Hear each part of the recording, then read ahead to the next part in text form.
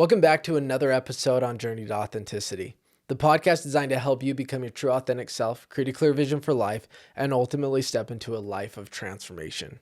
I'm your host, Braiden Belnap. I'm a transformation life coach, speaker, and entrepreneur dedicated to helping you transform your life fully so that you can really go create the success that you dream about.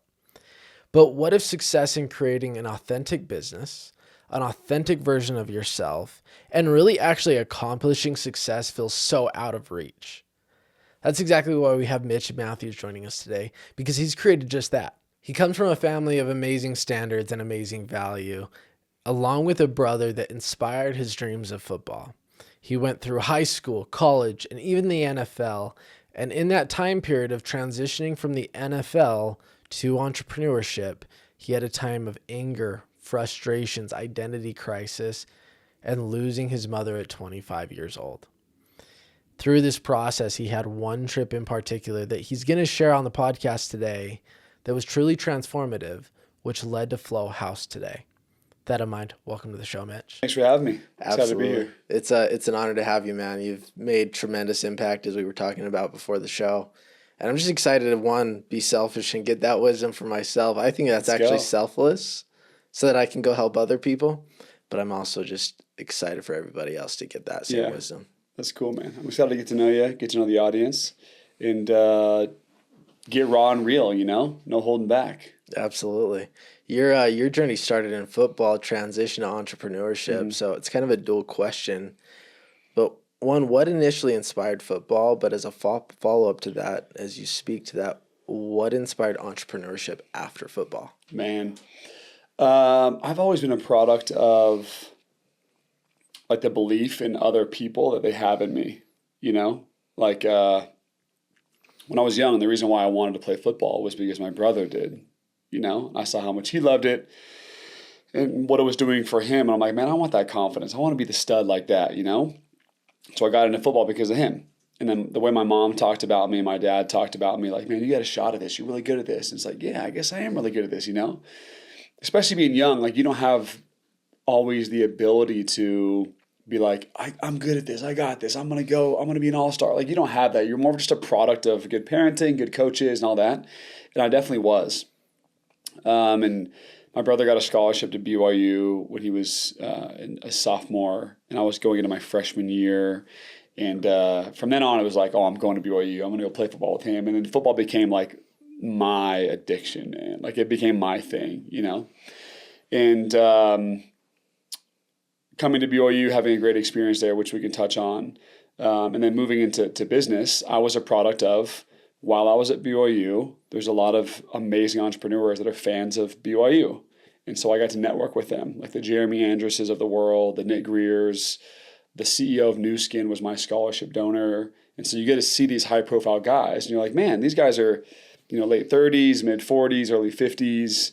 I'm a college student, but dang, after football is over, which it ends for everybody, I like what they're doing. What they're doing is pretty cool. They're running these big businesses. They're having a lot of impact. They're amazing husbands, fathers. They travel, and they got these rad businesses. So whenever football's done, like I think I want to go into this.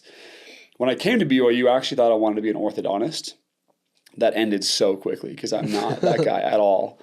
I think my mom brainwashed me to be, in a job like that. But I knew very quickly going to BYU, taking an anatomy class and being like, I'm never getting into healthcare ever because of that specific class. And then seeing all my business mentors and their lives, I'm like, that's exactly what I want. So I've realized I've always been a product of seeing something I like and being like, that's what I want, and I'm going to go after it and get it, Because when you're young and you haven't done the business or you haven't done the football, you just really don't know. But if you can see someone's life who's going through it and you're like, I want that life, there becomes sort of this paved way for you to just follow along. So that's how I typically get into the things that I get into, is someone sort of showed me the way and then I just started to crave it, Isn't that how it usually is, though? We got to steal ideas before we make them our own. Yeah. Like for me in coaching, obviously when I began, I read the Jay Shettys of the world, the Tony Robbins, all of these. Yeah. And I had to go almost steal those ideas to then make it my own. Sure. But I think that's the clarity, is you followed a path that was paid for you, and you made it your own. And those guys did the same thing. They saw somebody and they said, I want to be that guy. Because I think things resonate. Like when you hear something, like let's say, we were all to hear a quote. Like that quote might be incredibly impactful to me, but mean nothing to you, Sure. Seeing entrepreneurship, like, dude, that's what gets me out of bed. It's like, that is what I want, man. To some people, they're like, that's so lame. I want something so different. And that's cool. You know what I mean? Like, could you imagine if everyone wanted to be entrepreneurs? This world would be on fire. Like, you need the people that, like my brother who looks at entrepreneurship and is like, ugh, yeah, right. He would have got his doctorate and is a CRNA. And like, that's what he wants to do.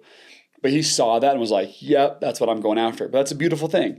So I think leaning into like what really resonates, man. What's like puts a fire in your soul. And I think a lot of people, they don't have, I had such structure in my life. Like a brother that was a dog at football. I'm like, I want to be the man like him. You know what I mean? And I had so many cool entrepreneurs that were my mentors when I was a football player. It's like, boom, I want to be them. And they were just studs. So I had it pretty easy. I had a path always there for me. But not everyone has that luxury. And so, like you said, your mentors were distant. The Jay Shetty, Tony Robbins, like they're on podcasts. You don't maybe know them personally, but you're like, oh, there's something about what they're doing. I want that, And that's probably why you're fired up on life. I can tell, So being fired up on something is it's just free energy, man. Yeah. It's so important. So I've been a product of that. And everybody has it. They just need to find it. Yeah. And be willing to go find it. Yeah. Right? Yeah. Because you mentioned like growing up, like, hey, orthodontist. Heck, can I say that? Yeah, orthodontist, yeah. That's my thing. And that went away quickly. But in reality, that served you because it's life's a mountain, man. You got to go to one trailhead after another. And sometimes you can stay on that one trailhead, but life presents opportunities to that fork in the road, right? Yeah. Do I want to keep going to this path or do I want to make a transition? Yeah. And sometimes that opportunity comes out of nowhere. Mm-hmm. Sometimes it is a brother. Sometimes it's something else. Sometimes it's a stranger. Sometimes it's a Tony Robbins that you don't really know. Yeah. But if you're willing to just keep going, at some point you will find that spark for life. Yeah, I agree. I still agree. You just got to keep going. Yeah. There's nothing wrong with going to find something that just fires you up, man. And then also just trial and error. Like you might think you're into this. Like I actually thought for a while, I'm like, I want to be an orthodontist, man. I love their schedule, 4 days a week, make good money. And then I went and tried it in practice and was like, oh my gosh, heck no, like this is not for me. My business partner right now, he's been a longtime friend of mine too. He owns 50 plus McDonald's in Vegas and Arizona. And I went to visit him in Florida because I'm like, oh yeah, I love business now. I want to try business out. And I went and saw like his line of work. And the first day I went, we'll call it shadowing. I went and shadowed him. He had me working the smoothie and mocha machine at McDonald's for a day. And I'm not joking. I was like, oh, I'm never doing this again. Like, I'm never doing this again. And even though I knew I wasn't going to be making smoothies my whole life, I was like, either way, if that's the prerequisite, I ain't doing this. I'm not scooping fries and making smoothies. I did it for like 4 hours and I was like, I never again. But it's just trial and error, man, And I found after football, I didn't know what I wanted to do. I knew it was called entrepreneurship. I started a pest control business. And I was like, man, this is awesome. It's firing me up. Sales, leadership, the direct-to-home sales guys. It was like, that fired me up, And then I go on this crazy trip to Poland to visit Wim Hof. And I found out that how much I love sauna, cold bath, and like holistic healing, breath work and other things. I'm like, man, that fires me up. And so you just sort of trial and error through life, like find out what fires you up that is probably going to be long-term. And man, like there's nothing better than a life where you wake up and you're like, man, I'm fired up on this. Absolutely. So let's take it back to the beginning, right? I mean, I'm sure you started playing just kid football and then going through the motions to the NFL. Yeah. Was that entire journey easy for you? Did you find it easy? Was it hard? Like, tell us about that journey. The easy parts was loving football because it was such a perfect alignment. Personality, desires I had. Football was it. I loved it. So it was never hard to sign up for it. But when you sign up for something, it should be freaking hard. Like the training, the off season, the stress, like, man, am I going to be a starter this year? What do I got to do to be a starter? The injury, like, man, I was at my peak. Now I'm on my couch, like, with a sling on my arm. Like, what is going on? So there's a lot of ups and downs. There's a lot of the insanely hard workouts and the off season. There's all that. But if you're obsessed, you're cool with doing it. You're cool with doing it. The injury, it's like, man, what am I doing? Like, I have screws in my body right now. Like, and you're a 22-year-old kid. You're like, do I really love this enough to put screws in my body and get surgery to come back to play? You're like, yes, I do, So it's rare to find things you love that much.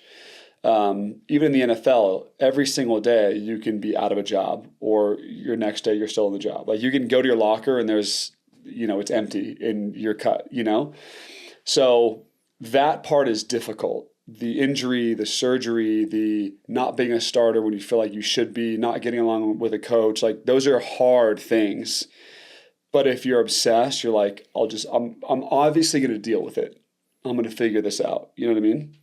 So easy to sign up for football. You asked what the easy parts were. Signing up for football is like, yeah, of course, this is what I'm obsessed with. The hard parts are the things that go on that try to get you to quit. The injury, the coach not believing in you, you know what I mean? Absolutely. You're not a starter, but you feel like you should be. You just got cut from an NFL team. You're trying to make your way back. Like, it's real. But when you're just fully engaged, man, there's nothing that can stop you from just continuing to go. Absolutely. There's it being in business, I'm sure you know, but the Hermosis. Yeah.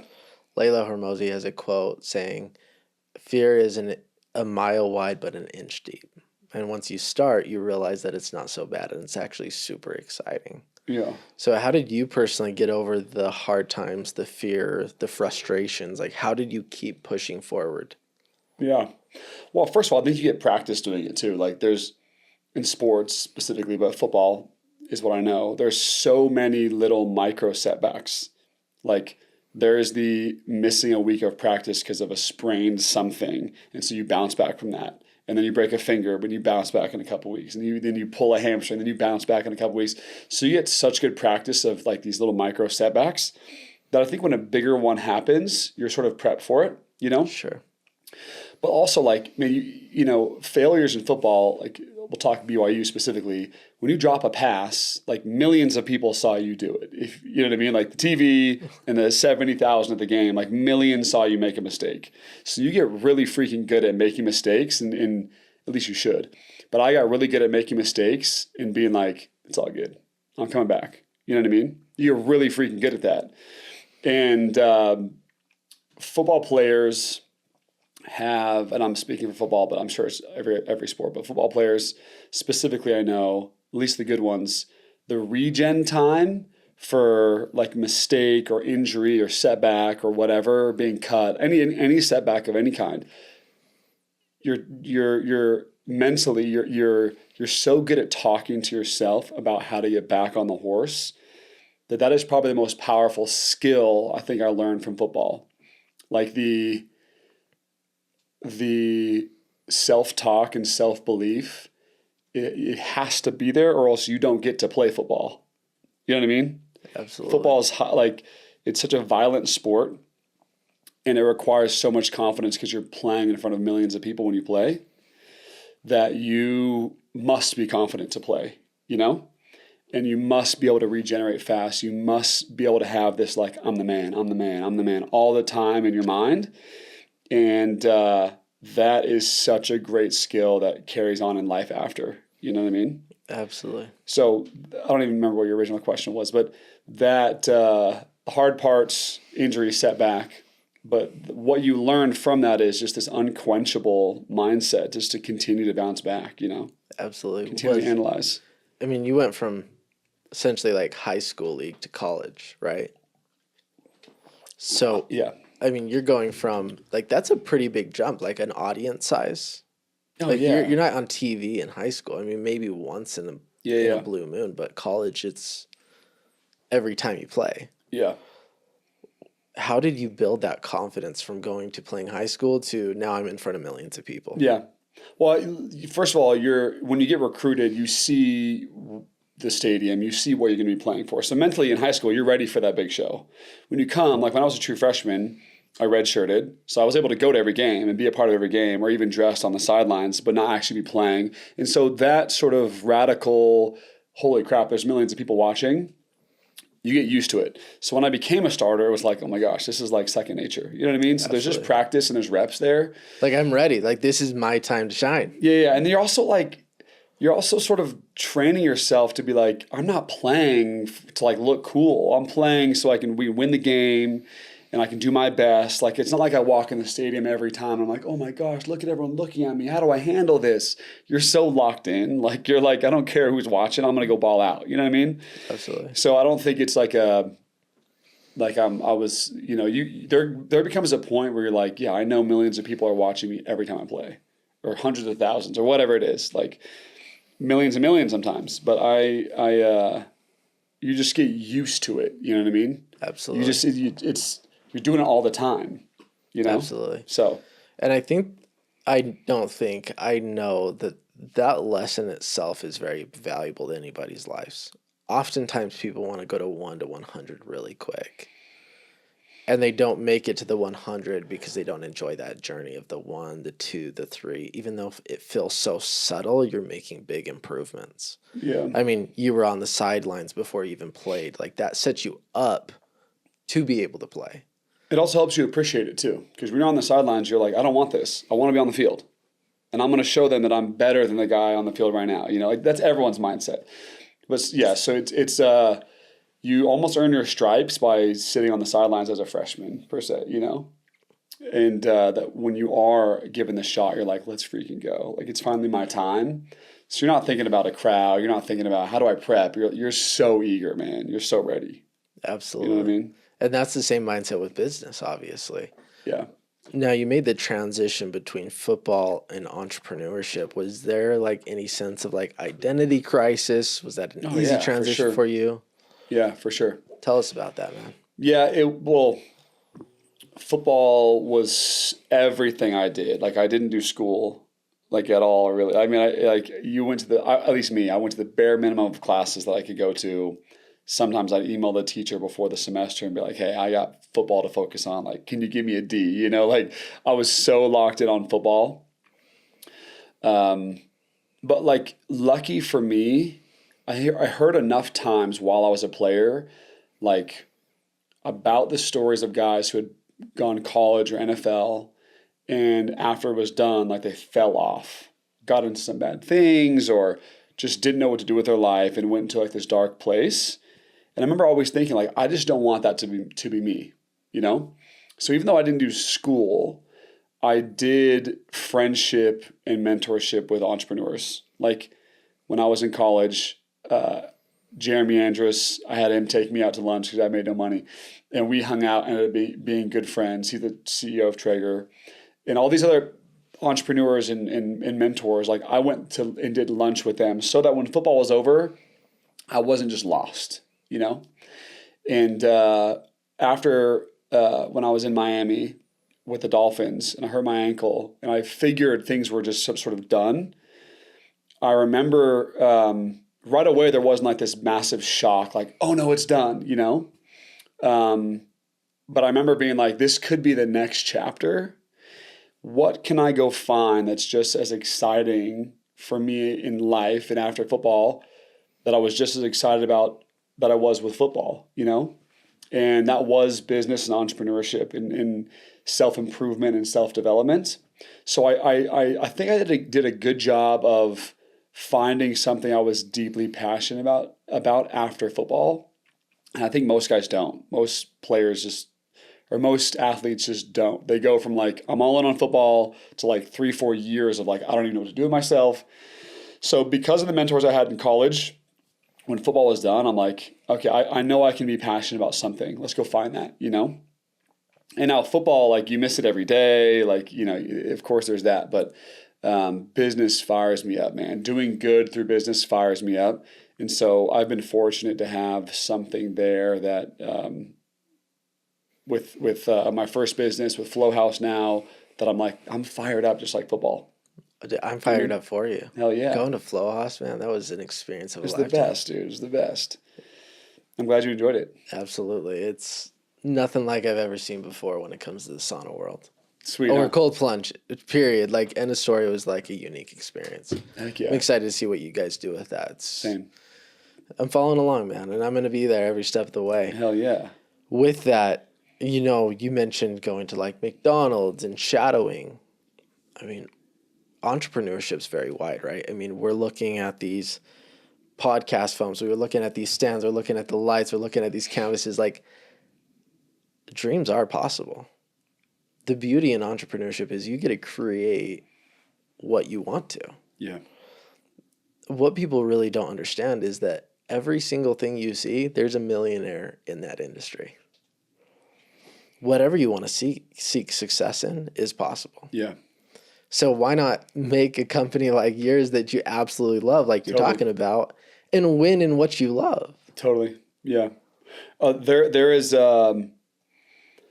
not enough people that are looking at business from the lens of what's a problem that I can go solve in this world. You know what I mean? There's nothing wrong with just owning a business and being a business owner and like doing it to make great income. Like, there's nothing wrong with that, because I know some of the wealthiest people I know, they're doing businesses that, quote unquote, like the business actually itself doesn't really like produce a lot of like good in the world per se, right? Sure.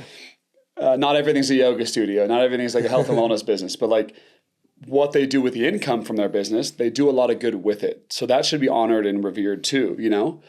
But what if there was a way for entrepreneurs collectively to do good through business, and let business be the vehicle and the driver to promote a message or do good, you know? And after football, I got into a pest control business, and it was successful. I still own it to this day, you know? We sold the majority of it in October of 2023. It's like a year and a half ago. And it was awesome, you know, and we still own it today, and it's been great for us. But after that transaction happened, I remember thinking, like, well, what else is there? What about doing good? What about a business that does good? Every time someone swipes their card, they receive an amazing benefit that changes a problem that we face in the world, which is mental health, you know? And so back to the pest control business, I love it. It's still amazing. And I've been able to give more than I ever have, because I've earned more than I ever have. But I remember thinking, what if I took the skills of starting a business, selling a business? What if I took all those skills and also apply them to solving a problem, which is mental health and the chronic stress, the anxiety, depression, isolation epidemic that we're facing in the world today, you know? And that's what is the driving force behind Flow Haus, is getting people into flow state and allowing people to see their best self. So here we are. Absolutely. Yeah. What do you think, when was that shift for you? Like, I can create a business that not only is business and pays me, but I can do what I love and really solve a problem in this world. Yeah. Well, 5 years ago, I went on this trip to visit Wim Hof in Poland. I don't know if you know who Wim Hof is, but absolutely, he's the man. He's an amazing character. And 12 of us guys went out there to visit him at his house. We stayed at his house. It was cold bathing every day, sauna, you know, music by Mike Posner every night, breath work, different exercises, and just this fully holistic approach to the mind and the body. And I remember feeling like I'd never felt before, like, wow, this is unbelievable. And the crowning event of this whole experience was this hike we did in the mountains, where we only wore shorts and shoes and gloves, no shirt allowed. So it was negative 20 degrees. We hiked the top of this mountain. It took 4 hours. The very thing that you would think would kill you was the very thing that we like conquered and learned lessons from. And I remember being at the top of this mountain with Jesse Itzler and saying, why did it take 12 Americans to come out to Poland to learn how to feel this good and to breathe and to feel hot and cold. And I said, we should do something about it. We should bring this experience back to our people back home, because I know a lot of people are going through a lot of the same thing: stress, depression, anxiety, isolation. And if we bring this experience back to our communities and our people, then we're going to be able to do a lot of good with this, you know? Absolutely. And it's not a charity. Like it's a business, but we know that when people are swiping their card, that they're receiving such a direct benefit of the story that we brought back from Poland, you know? Absolutely. And so that feels really good. You know what I mean? And we want this business to be perennial and last a long time. And we want to lead with this message, which is we want to do good through business and have Flow Haus be such a staple in people's lives, and a consistent staple where they have a place to go to feel their best self, you know, Absolutely. and to think clearly and to have peak confidence. You know what I mean? Absolutely. So that, and I want to add on to that.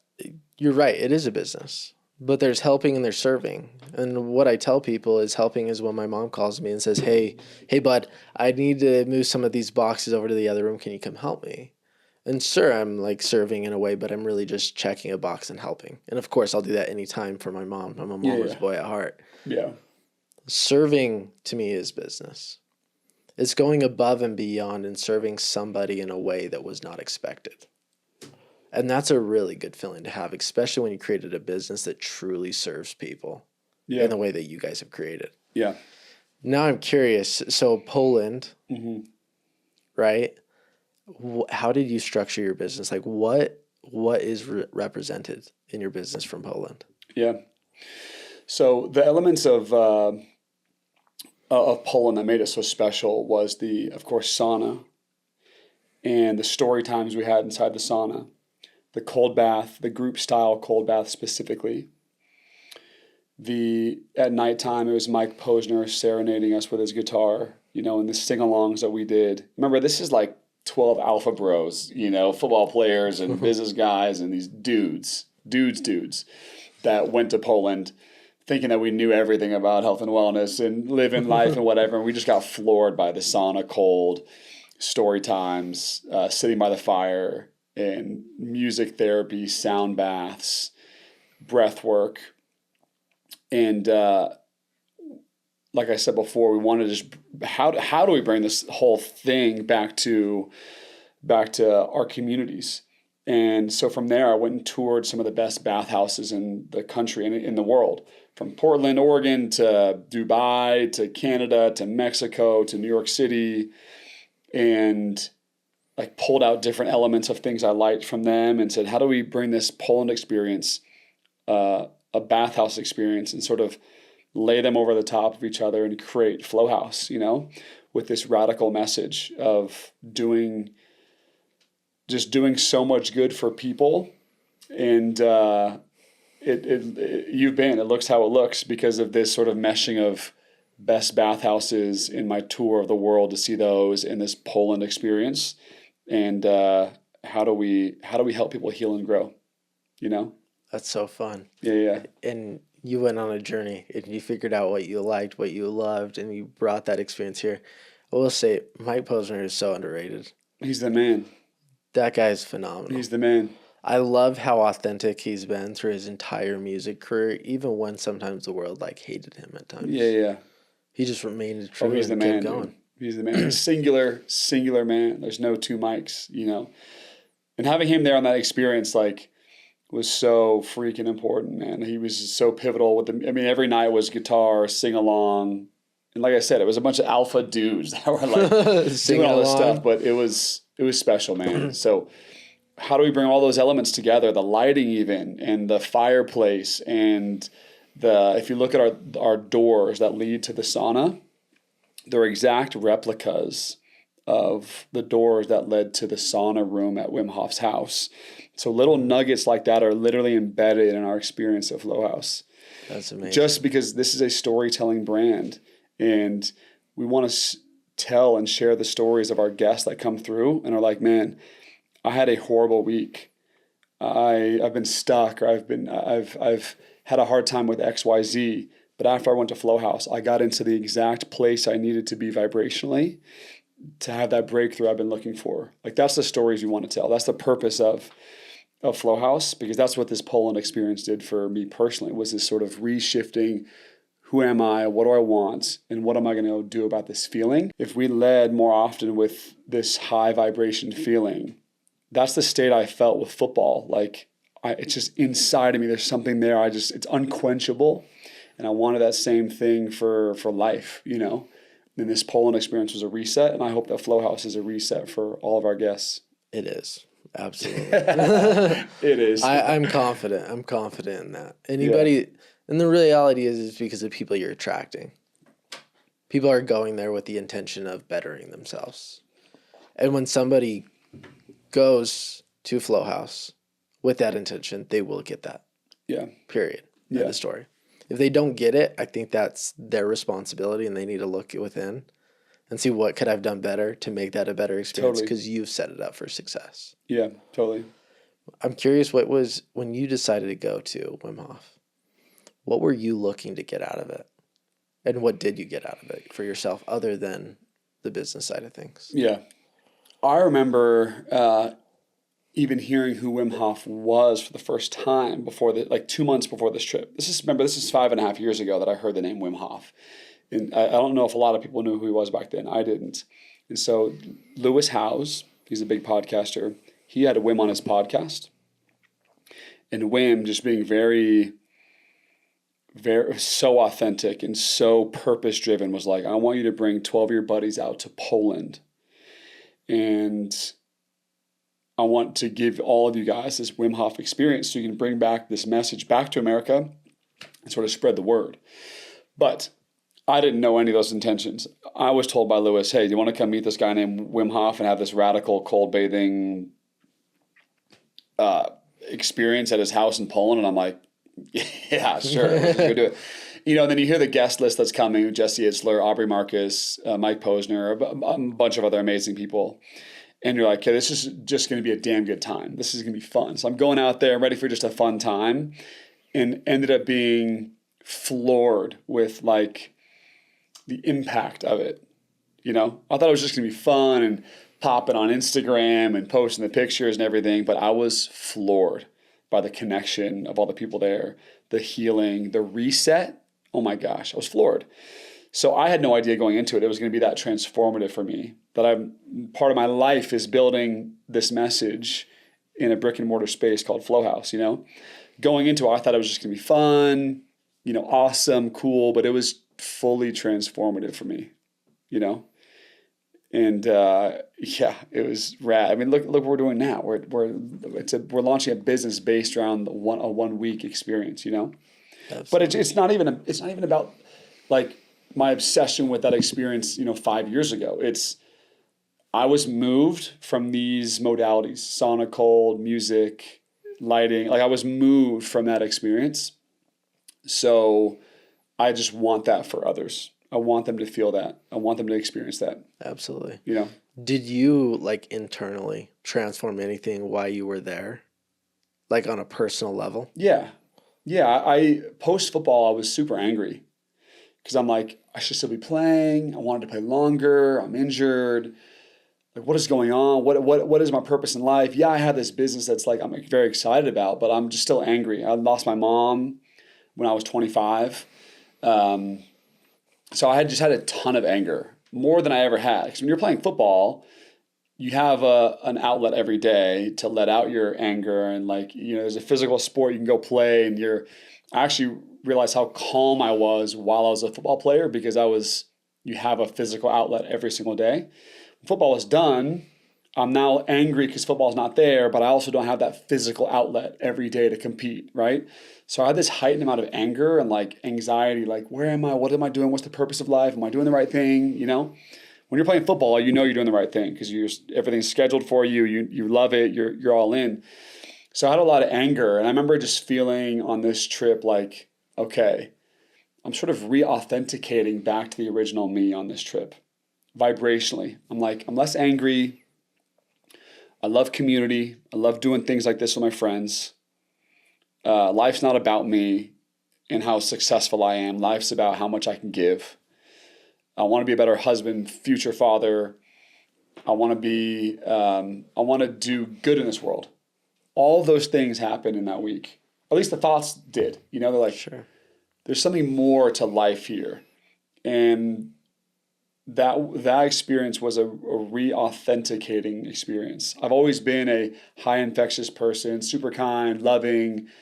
Football kind of makes you like egotistical, selfish, self-centered. At least it did for me.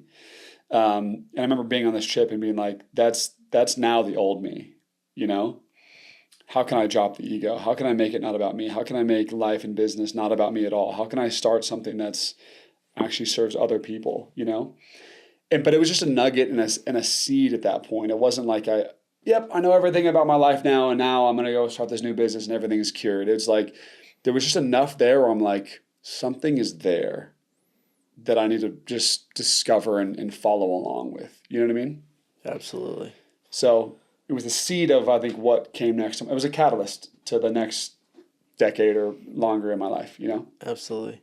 What I say is transformation takes a moment, but usually there's other moments that add up to that moment, right?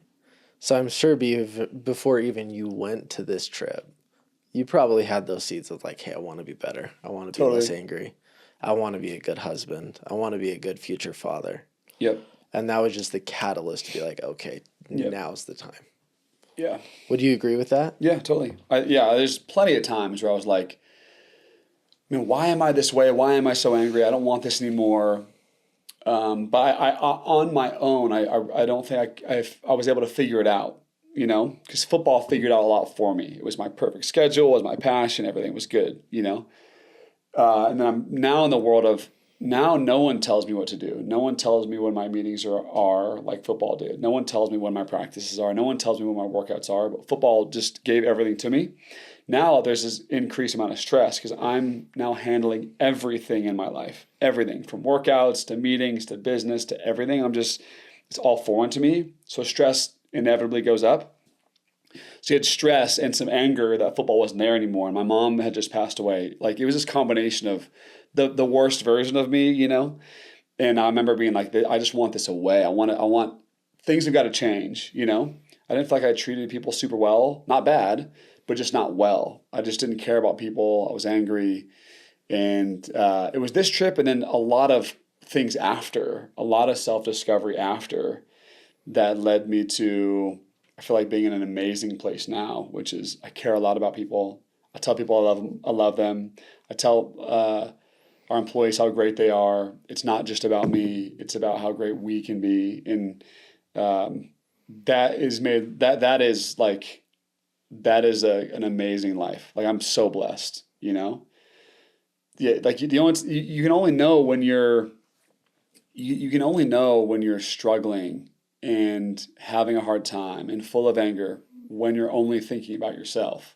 If you're thinking about yourself a lot less, it's going to be a lot harder to have the anger and the anxiety and the stress, the hard times, because if you're constantly thinking about other people, it's just not on your mind, And I, for a while there through football, it was all about me all the time. And I realized like I want it to be way more we than I. Sure. And I think this business it's such a great way to do that. Because to me, it's like, yeah, selling memberships is important. And the numbers there and making sure everything works and that we're profitable and all the things. But like behind every number is a real story of someone who came in and is now different in their life, And that is a fun problem to tackle. Absolutely. That is a super fun problem to tackle while you're making an impact. Yeah. So do you still struggle with anger to this day, or do you feel like that's something that you've overcome? No, I don't think I do. I mean, I'm hyper competitive, Sure. Like I think that's always in me. But that's not anger. That's a good thing. That's a good, I don't like to lose still, but like, no, I feel like I have made the changes I've needed to make, become fully aligned with the right things in my life. And I I definitely wouldn't say I like am an angry person like I was. There was like a 4 or 5 year gap where I'm like, oh, I'm an angry dude. I'm just permanently angry. You know what I mean? And even my wife, like she talks about like these chapters, like she calls it the old Mitch. So yeah, that's the stuff you did, the old Mitch would do, you know? You did that, that was like the old Mitch. Because there's a real difference in who I am from like 2, 3 years, 4 years ago and before then and in this sort of new chapter now. And so it's actually flattering to hear that like a lot of my wife's friends, even a lot of my friends, like, yeah, that was the old Mitch, you know? And it's like almost good to hear that there was a transformation in me. Yeah, they saw it. You know? I'm proud of you, man. That's awesome. Thanks, bro. Absolutely. That's a good thing. Yeah. And shout out, like I said before the podcast, us men need good wives. They make us Straight better. up. Yeah, bro. Who you marry is a big, big deal. Massive. One of most important decision. Massive. Absolutely. So you talked about structure in football. People telling you, hey, when you need to be to practice, when you need to be to the locker room, when you need to be to the game. To eat, yeah. Everything. I assume they even planned out your diet, gave you food at times to make sure you're following your diet. Everything. Top to bottom. What was that transition like from that structure to now I'm not being told what to do? Like, how did you find your rhythm again in life? Well, first of all, I don't know if it'll ever happen at that structure again. Because like I was an employee of a multi-billion-dollar organization, let's call it the Cleveland Browns that I played on, you know? Yeah. Like they're paying you and they reserve the right to tell you exactly what to do. You know what I mean? So like a lot of times like I would love to say no to what they're asking me to do, but like that's contractually I'm doing everything they say. If I'm late 15 seconds, I'll never forget the Miami Dolphins posted all of the fines that players were getting on the TV screens all over the facility. And one of them, I have a picture on my phone. It was certain player 15 seconds late, $2,800 or something like that. And so like you are so regimented, you know what I mean? But I'm an employee of theirs. They own me. Does that make sense? And so I don't think that's the life you want long term. It was great for a lot of reasons then, but like if my life is like that now, where like I'm living with this high stress, high cortisol, like hyper competitive, I don't think that's the life I want for like myself. You know what I mean? And now I'm playing GM or general manager, team owner, like head coach. That's the role I play now. And so you look for more freedom now. You know what I mean? So I love that I had the structure because it took away the thinking, took away the stress of ever having to think. So I put all my energy, all my cognitive energy into football. That's why they do it. We'll take care of everything, your schedule, everything. You just focus on football, you know? So I don't know if my life will ever be like that again, or if I ever want it to be like that again, that stressful, that intense all the time. A chef would be nice, in the future, someone doing everything for you would be nice. But fatherhood, marriage, it doesn't always look that structured and regimented, So how I transitioned out of it was, damn, I missed having a chef all the time, like you did as an NFL player. Sure. Like, dang, I miss having everything structured for me. You didn't realize it because I think when you're a player, you're always kicking back. Like, man, do we really have to work out tomorrow? Damn, I don't want to do this. That's easier to do when someone's sort of pushing you and motivating you to do it. It's, can you wake yourself up when you need to? Are you doing the right business? Are you doing the right things? That energy and that struggle is like, dang, sometimes I wish I had someone making it for me, but I wouldn't trade the life I have now. And I think people stress themselves out too much to try to be perfect in their life, in their schedule. But football gave me structure. I look at it as a learning moment for me now. Like, how do I structure my life in a similar way, not as intense, but a similar way so that I can have success like I did as an athlete, So I think some of it translates over. But man, like I said, I do miss some of the structure, but some parts of it, I'm like, man, that was so intense. That was so wild. I'm glad I'm a little bit more free now, Absolutely. I don't know if that answers your question, but yeah, it really does. Is that you essentially just had to figure out your rhythm, right? You had to figure out your new rhythm. It's not to say that the other one wasn't the right way or the wrong way. There's not right or wrong. It's just you figured out what worked for you after you made that transition. Yeah. You're kidding me. A chef would be extremely nice. Oh, that's in the plans, near future, Absolutely. It should be. It's got to be, Yeah, that would be nice. Yeah, protein style In-N-Out when I don't want to cook. I actually had that yesterday for sure. Yeah, it's easy. It's cheap. It's not too bad. I'm not going to say that it's the healthiest thing in the world, but it's definitely healthier than a lot of options. In-N-Out protein style is great. It's great. Is that what you said? Yeah. In-N-Out protein style, like the lettuce wrap? Yeah. That was the best. I had it yesterday. It's the best. It's a great meal, dude. It's clean, too. Do you put the sauce on? Yeah, I do meat, cheese, no tomato, and then the spread, yeah. Okay. Lettuce wrap. Or I do Flying Dutchman. You know what that is? I do, but I've never tried it. What's your go-to? Either one of those, whatever I'm feeling. Okay. Sometimes I want the crunch of the lettuce. Sometimes I don't. And so it's between those two. That's a good meal, though. I'm going to try the Flying Dutchman. I'll let you know what I think. It's straight carnivore, Absolutely. But it is good. And then if I feel like I need some carbs, like especially if I just did a Flow Haus session and like a long, sweaty sauna session, and I know I depleted some of the calories, I'll go fries for sure. But there's something about In-N-Out that I'm like, I feel like it's clean. I feel like it's good. Yeah. Even though it's fast food, I'm like, this doesn't seem like a cheat meal, I would agree with that, 1,000%. You know what I mean? And you got to make, like you mentioned, you're running all of these businesses. You got kids, you got a wife. Sometimes you got to go in and out. You got to make that pit stop. You know what I mean? Absolutely. I just hate how busy they are sometimes. Yeah, that line. But it's worth the wait. I still do it though. Here we are. I get to sit, listen to music or a podcast. The potty. Get my food. Get your cast on. Instead of making my food myself. You know what I mean? I'm with that. I'm not a cooker, so yeah. I think if we can go the direction I think we're heading with the pest control business, Flow Haus, but Flow Haus is we're still startup mode and founder mode, but especially with Anthem, my pest control business, if we can have the success I think we can have, hopefully a chef is in the future, Absolutely. Having that ready, that to me is like that's number one, Yeah, you got this, man. Yeah. The last question I have about your transition between football and entrepreneurship is principles and methods. Principles, as far as I'm concerned, don't change. They really remain true through time. Sure. Methods change. How we execute the principles. What were the principles you took from your time in football to business that you live by on a day-to-day basis? Yeah. Man, by the way, there are so many things I think naturally that I've absorbed that I don't even think I register. You know what I mean?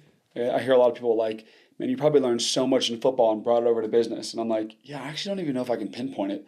I just think being in an ecosystem of super high performers all the time, where if you're not on your A game all the time, someone else is ready to take your spot, boy. You know what I mean? Like if you're a starter and you slip for a couple weeks, someone is ready to take your spot, So you get a lot of practice at just being a high performer all the time.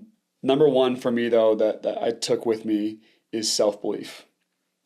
Like the difference of college and the NFL isn't skill level, because if you're in the NFL, that means you played in college. Right, and if I'm playing, and I'm our number one receiver, I'm going up against their number one defender, and so I get NFL type moments almost every single game. Does that make sense? Absolutely. Prepping me, but the difference is to survive in the NFL. Not a single person I ever met in the NFL, any of my teammates, ever doubted their self-belief. They thought they were the shit. They knew that they were the man. If they dropped a pass, didn't matter. I'm still the man. If they had a bad game, didn't matter. I'm still the man. In college, you would find a lot of people that would pout, drop a ball, and they were wavering in their self-confidence. They'd go a whole year. Like, yeah, last year was better. This year hasn't been so good. Like NFL, that does not happen. The regeneration time of something bad happens or an injury to I'm the man is milliseconds. that make sense? Absolutely. And so I think the separator for me has always been self-belief. The constant broken record self-talk. I'm the man. I'm the man. I'm the man. I got this. I'm the man. I'm the man. I got this. I got this. I'm great. I'm greatness. I'm him. All the time. Now, can you take that too far into narcissism and ego and arrogance and cockiness? Sure. That's why a lot of football players get in trouble. It's because their self-talk is so high, they think that they can do anything without repercussions. So it's finding that balance of peak confidence, but not crossing over into arrogance. And going into the business world and into the life world, I feel like I was at times arrogant and at times cocky, and that actually directly hurt me. Now, how can I have peak self-belief, but also peak humility? And so I learned how to turn ego on at times, but then also turn it off. And I think more people in this world need to know how to do that. Like when it's competition time, man, turn on some ego. You know what I mean? Ego is there to protect you and to make you perform better. But when it's not time for ego, it's the worst thing you can have. Turn that thing all the way down and turn humility all the way up. And to be able to be dynamic in that, you know? So football taught me how to have a ton of self-belief. After football, life taught me how to have a ton of self-belief still and to carry that with me, but also turn ego way, way down. You know what I'm saying? Humility, Yeah. So self-belief, first and foremost, is the thing I learned. I think, man, yeah, you interview 100 people. Self-belief is going to be lacking in more than half of them. You know Absolutely. what I'm saying? It's just true. Like, there's so many people lack self-belief. I was blessed with a great childhood, great coaches and mentors, and then being in a world where self-belief had to be there. And I was blessed with that. And so I've never wavered on self-belief. And that's what sports and football specifically taught me. That's amazing. And you do need that in business. You're 100%. And business is community. Yeah. You do got to turn up that humility. Yeah. I mean, you know how that goes, sitting in a board meeting or just any general meeting or meeting somebody for the first time. Yeah. Yeah, turn up that humility. You know what I mean? Be willing to ask those questions. Be willing to learn. Mm-hmm. And be willing to love too. Like just because you're the owner of the business doesn't mean like you're above anybody. That's where football players get in trouble a lot. Actually, that is where they get in trouble a lot. Is there were a lot of moments in my life where I thought I was better than everybody, literally better than. It was stupid. But because that's what you do on the football field to actually be good.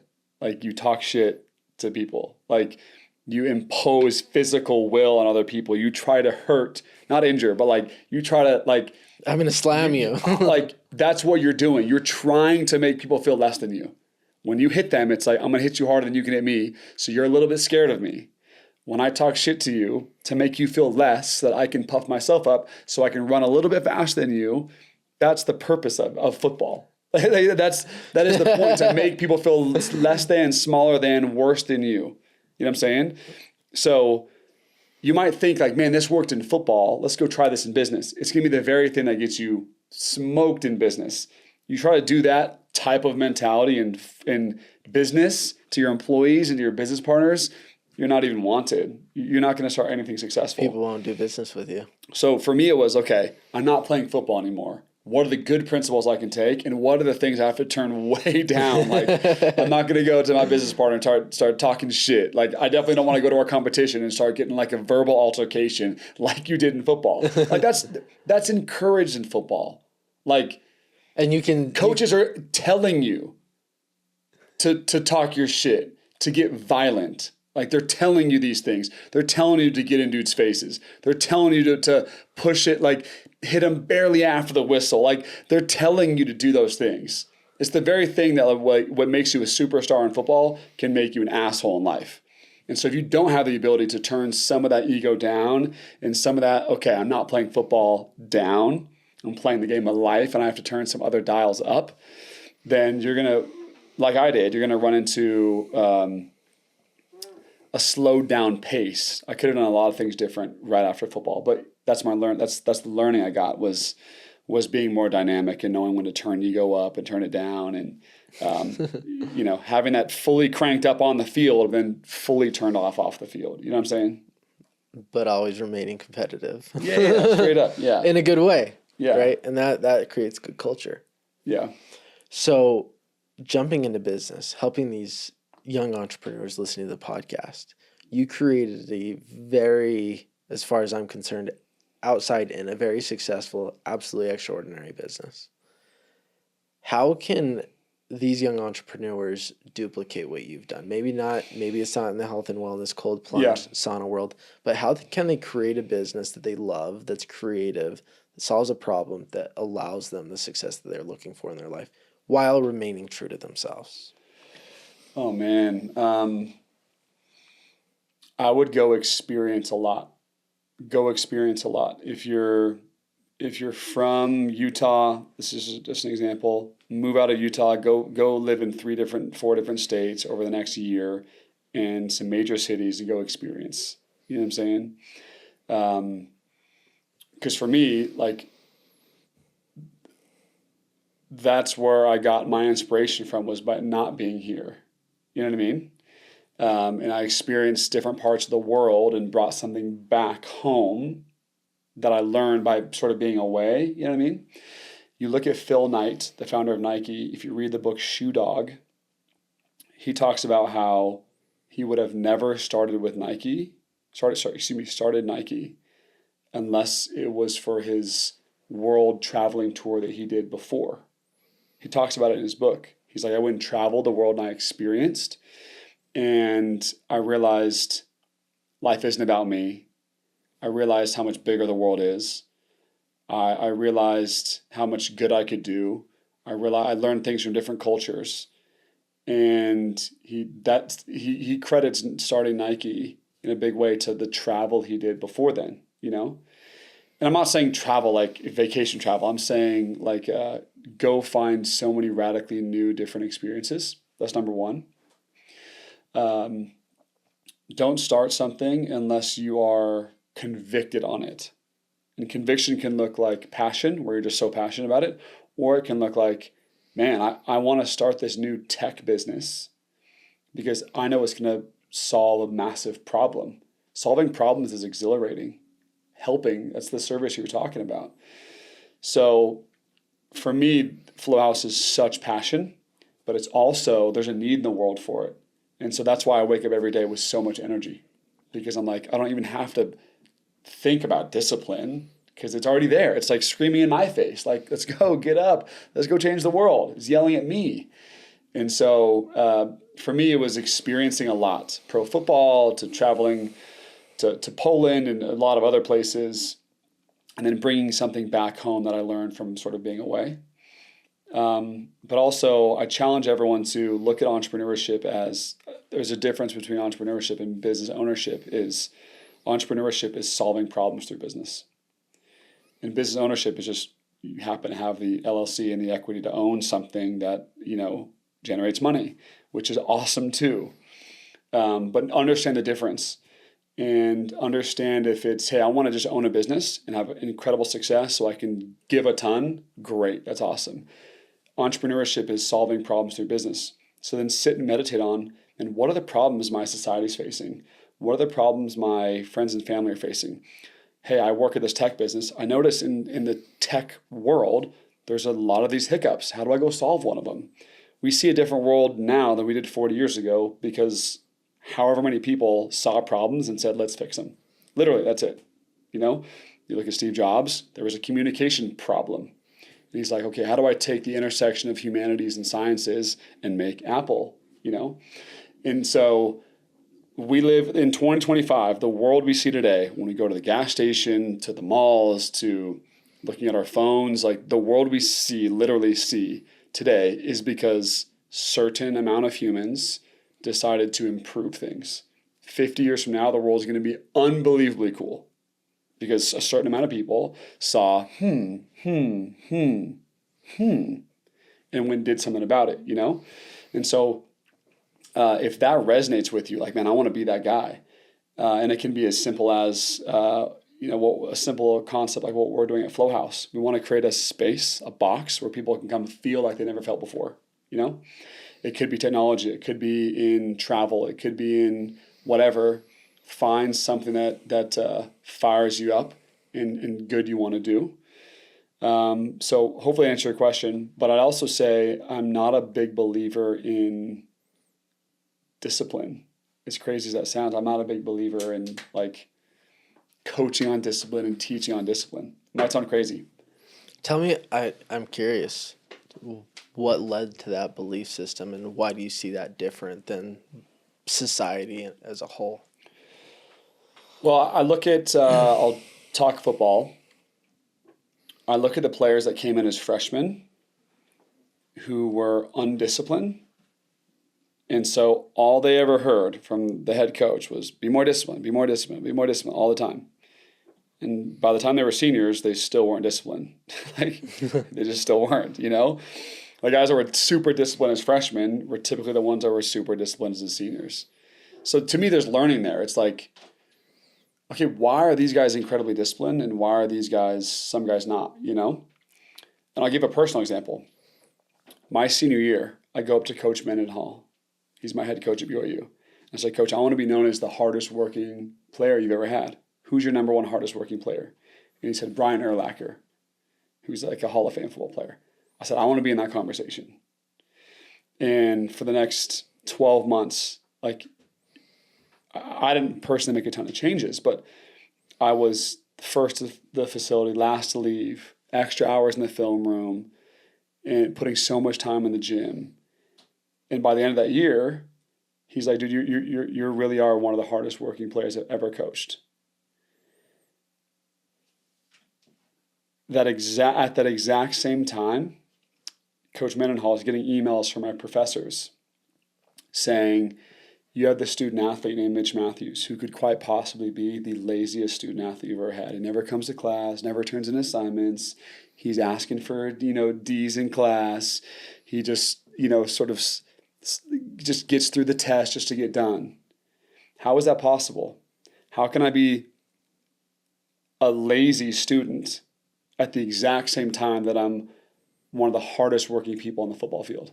How is that possible? It's because I'm passionate and driven and consumed by one, and I couldn't care less about the other. So at the exact same time, I'm extremely lazy and extremely hardworking and convicted on something. So I felt that same way after football, where you can't even get me to do certain things, like a dead horse. Like you can't even get me to move. But on certain things, you can't beat me. You cannot outwork me on. How is that possible? So some professor would tell me, you need to be more disciplined, be more disciplined, be more disciplined. He could have told me that. These professors could have told me that for 20 years. I ain't changing. I don't care about it. You know what I mean? Absolutely. But one, you don't need to talk about discipline ever. It'd actually be a waste of time to tell me about discipline as a football player because I'm already doing it. I'm already passionate. I'm consumed by it. I'm in love with it. You know what I mean? And so I don't like discipline because if someone's not disciplined in something and they're not getting after it, they're not going the extra mile, it's like, go ahead, talk about discipline all the time to this person. They're not going to change for you because they already would be just all in on it if they were obsessed with it. Does that make sense? Absolutely. So I'd rather have people be undisciplined and quit, undisciplined and quit, undisciplined and quit at something if they are pursuing where am I fired up on something. Doesn't have to be fired up in terms of passion. What about if people are just fired up because they want to solve a problem in business or life or whatever?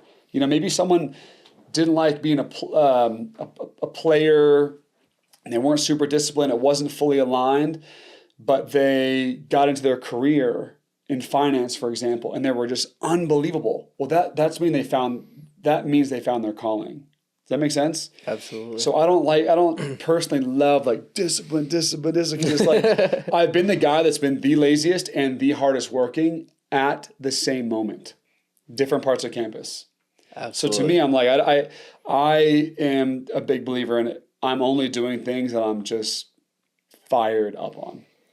Two things come to mind. One, I believe it was Albert Einstein that says everybody's a genius, but if you judge a fish to climb a tree, it'll believe it's stupid for the rest of its life. Yeah, there you go. That's that. That's it. You can't be a fish climbing a tree. And Yeah. why would you want to?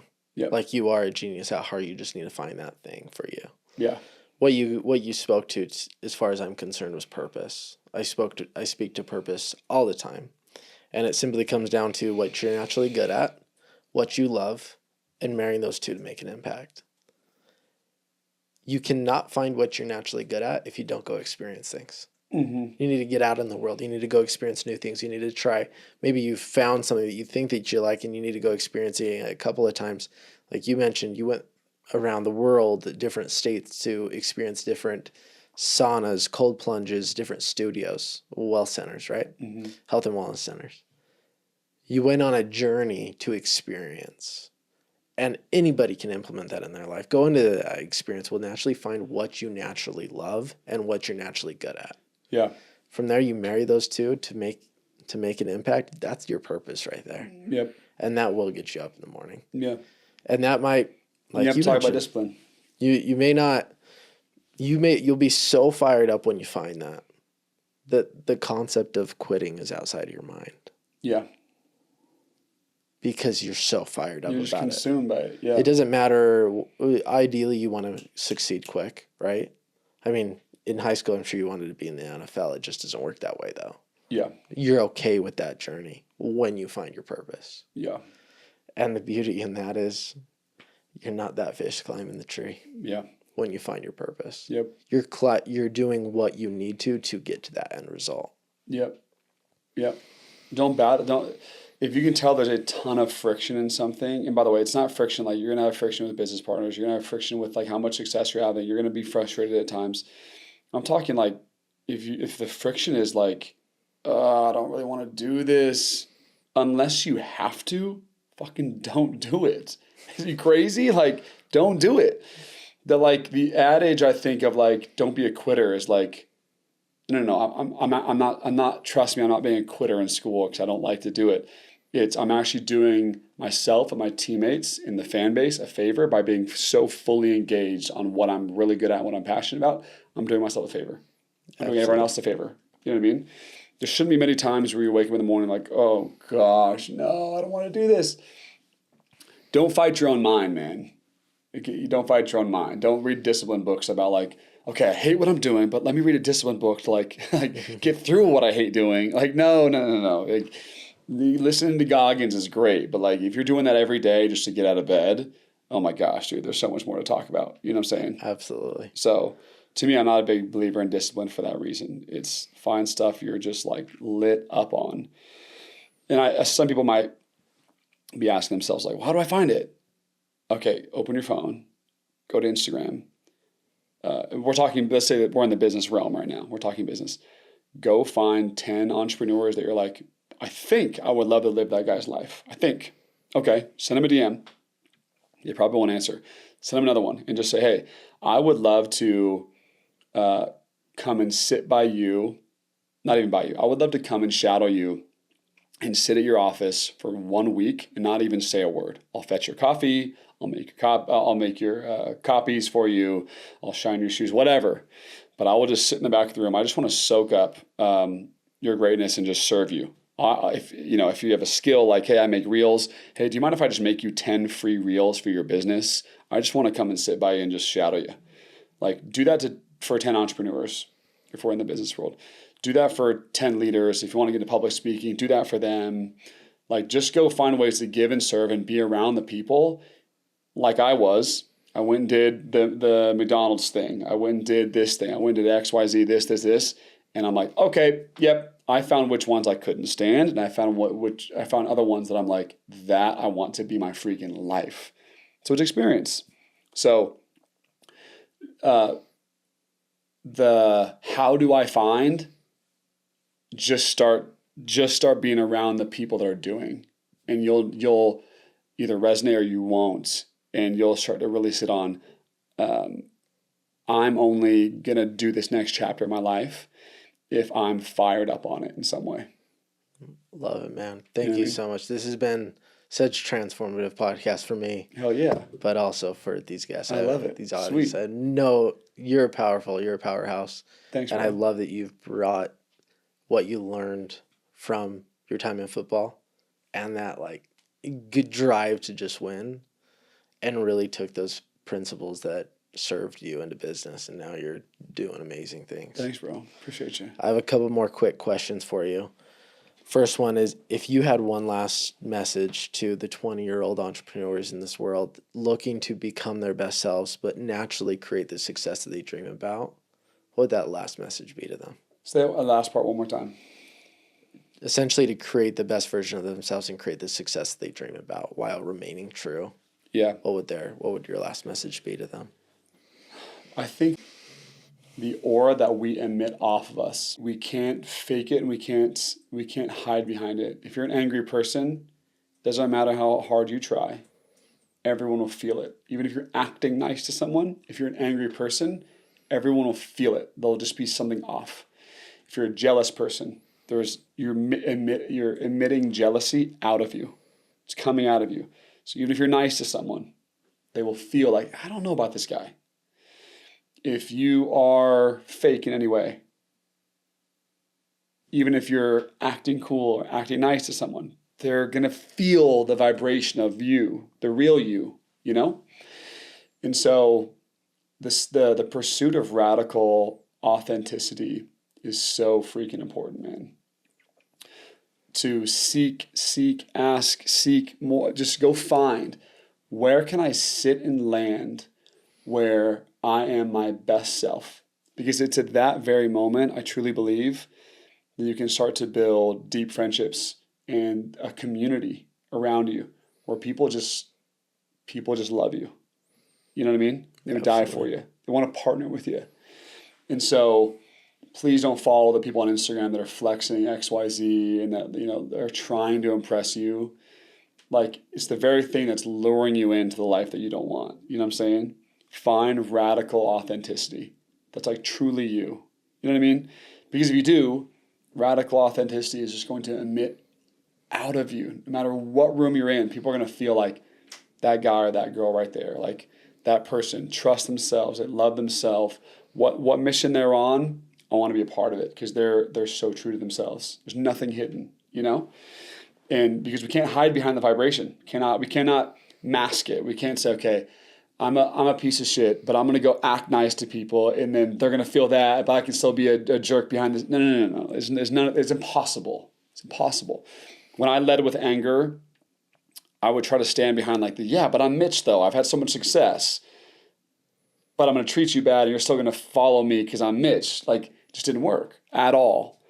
And so seeking radical authenticity, the vibration aligning moments, finding out who you truly are, what you want to do in this world, the problems you want to solve. Once you find those and are on that journey, man, people are going to come far and wide just to be a part of what you're doing, you know? So that's my last little parting piece is like, authenticity will always win, man. I love it. And this is a perfect segment to my next question, which is, what is your definition of an authentic life? Oh, man. I wish I had a scripted definition for you. That's why I don't tell you up front, so that it's like on the fly. What is my definition of authenticity? I would say my definition of authenticity is being the version of yourself that you are, without question, the most proud of. Like, we all know when we're being fake. We all know when we're stretching or trying or embellishing your success just to look cool to a standard. Deep down, you're like, I'm not like, when you're fully authentic, you're just like, you're just fully proud of who you are. You know what I mean? You're like, man, I am a little bit quirky. I am a little bit this way. I do like these things. I'm a little bit weird here, but I love that. You know what I mean? And people love it too. People love authenticity. In this world of AI, in this world of technology, it's becoming so easy to be fake, actually.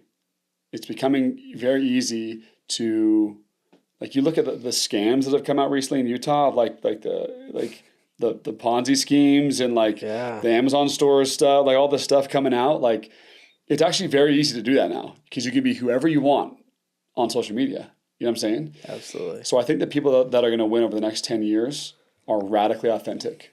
When they walk into a room, you're like, I know exactly what I'm getting.